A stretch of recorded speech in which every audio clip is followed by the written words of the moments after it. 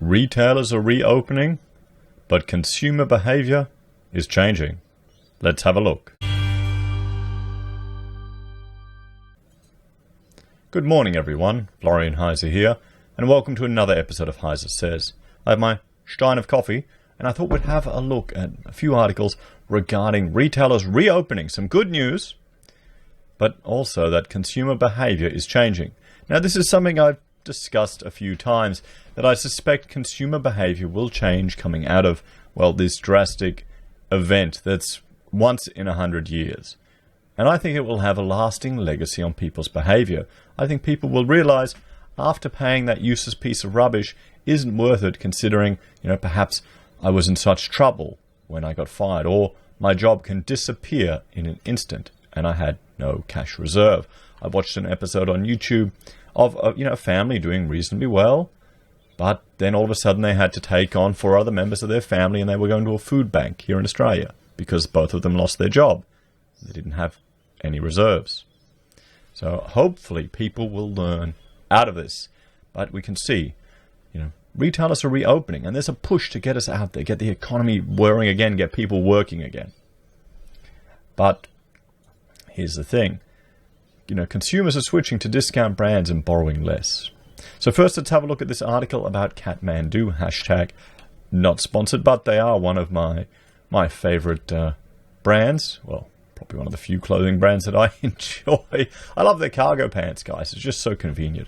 When you stop, I guess when you get middle-aged and stop caring about how you look so much, you can go around in cargo pants. Or is that only me? I mean, they're good quality. They're good quality. So, Kathmandu is reopening their Australian stores this week. Their online sales have surged in April amid the pandemic lockdown, but the retailer will open most of their stores this week. Outdoor wear retailer Kathmandu has seen a surge in online sales in April, but will open most of its stores in Australia by the end of the week as strict restrictions for the pandemic are eased. Now, while I love the brand, I must admit, we only usually ever go there at Boxing Day, so I can get the pants half price and go there once a year at my once-a-year dad shop.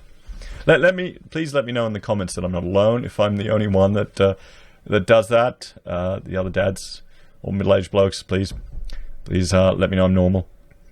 The company said it had reopened Kathmandu and Rip Curl stores in New South Wales and Queensland on a trial basis in recent days, and had decided to expand the move to the majority of its stores in Australia. And this is good news, guys. This is good businesses getting out there and doing business. Now, don't get me wrong. There's going to be a hit to the economy for this, and it will go on a bit further. But it's good to hear that businesses are getting out there, that they're opening up, that these restrictions are easing, and normalcy can return. Then the question will be, maybe we need a royal commission into this entire process, into the entire government methodology, into all the predictions, and to see whether it was an overreaction or not.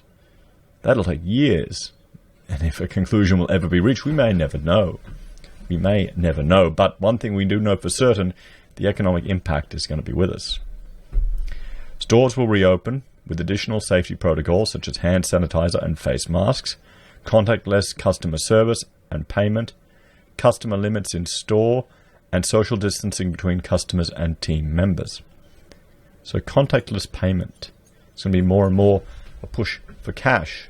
And I'm being a bit of a bastard now. I'm going out of my way to use cash right now. Is that mean? It probably is. Shares in the not that I'm going out that much. Shares in the company jumped on the news, and by 1:25 Australian Eastern Standard Time were trading 8 cents or 11.3 cents higher at 79 cents. The ASX and NZX listed retailer had shut most of its 327 stores international network in late March as governments imposed strict social distancing rules and businesses closed in an effort to contain the spread of the pandemic. But leaders in Australia and New Zealand had taken the first step to relaxing restrictions as the number of new pandemic cases stays very low. So that, with lower cases, or at least lower identified cases, that means the risk of catching is going to be much lower, statistically speaking. Meanwhile, Kathmandu said online sales jumped 2.3 to 3 times in April compared with a year earlier, with the highest growth rate in its main Australian market. So here's the thing, will people realise, or will they get used to shopping online for clothes? Some of you are saying in the comments, no, I still need to go in and have a look, I need to have a check, and I understand that. I appreciate that. I mean, one advantage of the Kathmandu pants that I've had is that you can adjust them for when you go on the keto diet and lose a lot of weight. So that's kind of the situation I'm in at the moment. I probably need to go in again. But it's not Boxing Day, so we'll see. Maybe that you think there'll be sales. You think there'll be sales to encourage people going out there? They may have to do that. Our customers are clearly seeking products to support their active outdoor lifestyles while coping with the social restrictions imposed by this global health crisis, said Group Executive Xavier Simonet. He said investments in digital infrastructure and supply chain during the past 3 years had allowed the group to rapidly ramp up online trading and distribution capacity in the face of an unprecedented online demand. And here we go. As opposed to, we've read about other businesses that have had no online presence at all. H&M was an example. Couldn't even sell a pair of socks, where Kathmandu, because they had the infrastructure in place, that invested in it, 3 times sales. 3 times sales. Despite that growth, the closure of the store network since late March had had a material adverse impact on full-year earnings, the company said. It said the full impact on the group cannot be forecast without knowing the timetable for a return to more normal trading conditions in its international jurisdictions. Going forward, overall consumer demand was expected to be subdued in the medium term, and international travel reduced as a result of the ongoing economic and social impacts of the pandemic, he said. They had raised 201 Australian through a share sale in April to strengthen its balance sheet. Kathmandu and Ripcall stores in New Zealand, North America, Europe, Brazil and Japan would remain closed amid ongoing efforts to contain the pandemic and would only reopen on government directives in each country, the company said. So you can see here, at least Australia, they're starting to make a positive move. And we're going to see more and more of that. More and more of that. And hopefully that will be the beginnings of a return to some level of normalcy. Now, if that happens, we've got this other article here from the Sydney Morning Herald. Pandemic thrift. Consumers are switching to discount brands and borrowing less. So in some ways, I think this is great. This is great for consumers, that they're tightening their belts, they're preparing and they're learning from this situation. Maybe putting those Kathmandu pants on 4 payments of Afterpay isn't the smartest thing. Maybe you wait a little bit and then buy it. It's not going to destroy the economy if people don't buy everything on credit or debt. If everything doesn't go on a credit card. It'll just be a bit slower till it gets up and kicking again. So Australians are tightening their belt by switching to discount brands and shunning new borrowing as spending across the economy sinks to its lowest mark since the pandemic hit. Overall spending per person was 20% below the pre-pandemic norm last week, the weakest result since the crisis began in early March. Discretionary spending, which includes leisure, entertainment, cafes, and personal care, was almost a third lower than normal last week, according to a real-time spending tracker developed by analytics firm Alpha Beta, part of Accenture and credit union Credit Bureau Illuon. It also reveals the well-timed economic boost by the first phase of federal government stimulus, a one-off $750 payment to Social Security recipients, has faded. I mean, that was known. It doesn't make any difference to the economy. It's $750, guys. How many people? I think my mother got it and she spent it on her management fees in the complex she's in. Do you know people that got the $750? What did they spend it on? I doubt it's going to be a continuing. I mean, how many people who got it didn't need it and put it in something else? We're seeing the positive effects of the stimulus wearing off. Well, of course, it's $750 is nothing in the big grand scheme of things. Exposing the economy to further belt tightening by consumers, warned Alpha Beta director Andrew Shelton, who was economic advisor to Prime Minister Kevin Rudd. Another advisor to Kevin Rudd. So they're pushing the failed idea of Ruddy's stimulus. Anyway, AMP chief economist Shane Oliver said spending could be further affected as gloomy official figures on employment growth and unemployment are publicized in coming weeks. Well, yes, that's going to have a psychological impact. It's going to dent consumer confidence, guys. I mean, there we go. Oh, well, that's consumer sentiment. Hang on. The one that's really impressive is business sentiment. So far, we haven't had an avalanche of bad economic news, but we're about to get into a period when we do. If people hear more and more negative stories, especially about unemployment, that can affect confidence. The bad news can feed on itself. Well, true. Official unemployment figures for April, which will likely show a marked deterioration in the jobs market, will be released next week. Last week, Federal Treasury Secretary Stephen Kennedy said he expects the unemployment rate to reach around 10% by the June quarter, the worst in more than 25 years. Now remember, this is based on ABS numbers. I prefer the Roy Morgan combo of unemployment and underemployment, which right now is sitting at 25%, give or take a few hundredths of a percent. That's a big part of our economy, guys. The real-time spending information, which draws on a database that tracks the consumption pattern of hundreds of thousands of consumers and businesses, reveals how much the economic disruption has altered spending behavior.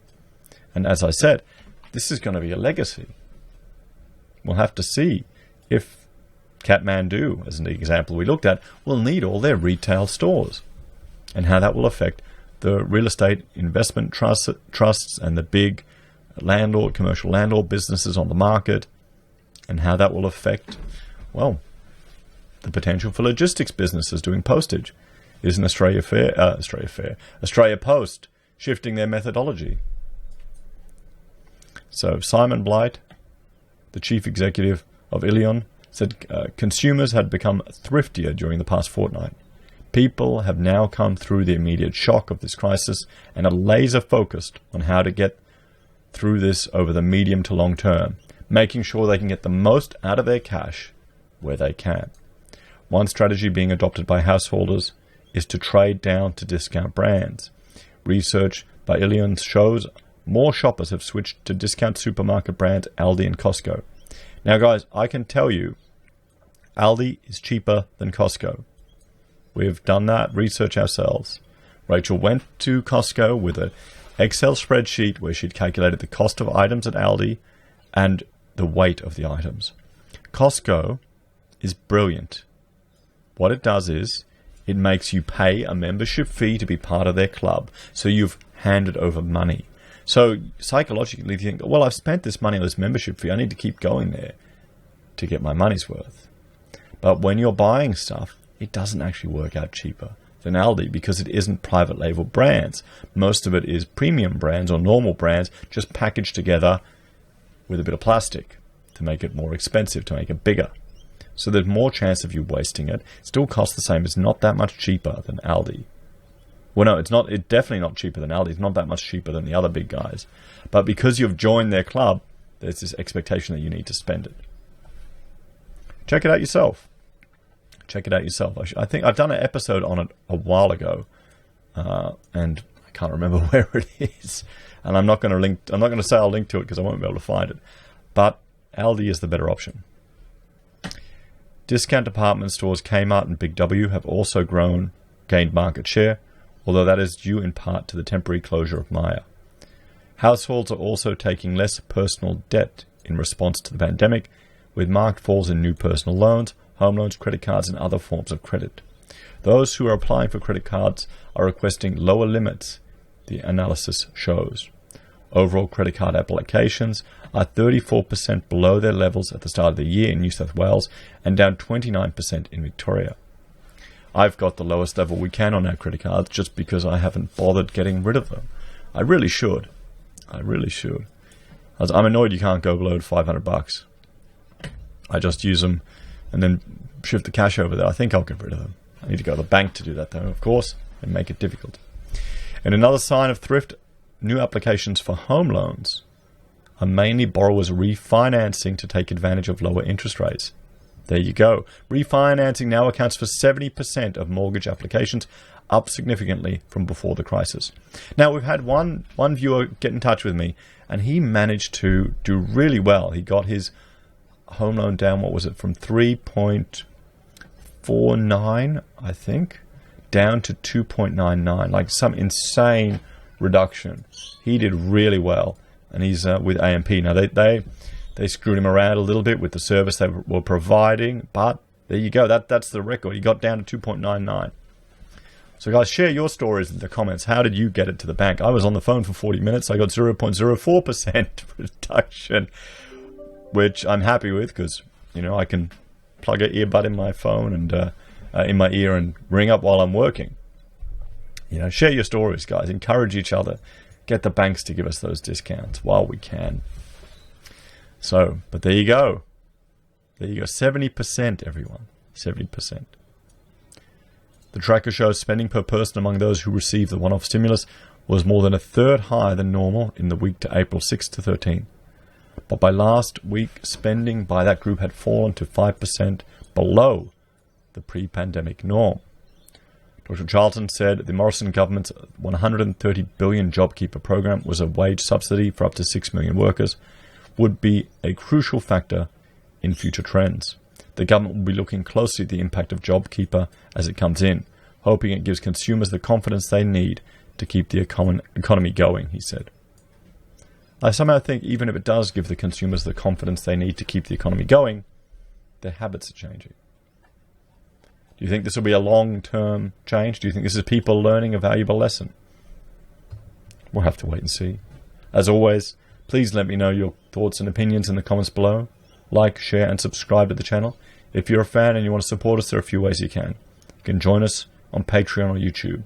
You can support the channel via our affiliate links at Amazon or eBay or Independent Reserve and Kucoin. You can use Gold Pass from the Perth Mint, buy our merch from the HeiseSays blog, and support us via PayPal. Thanks, guys. Have a great day. I'll see you next time.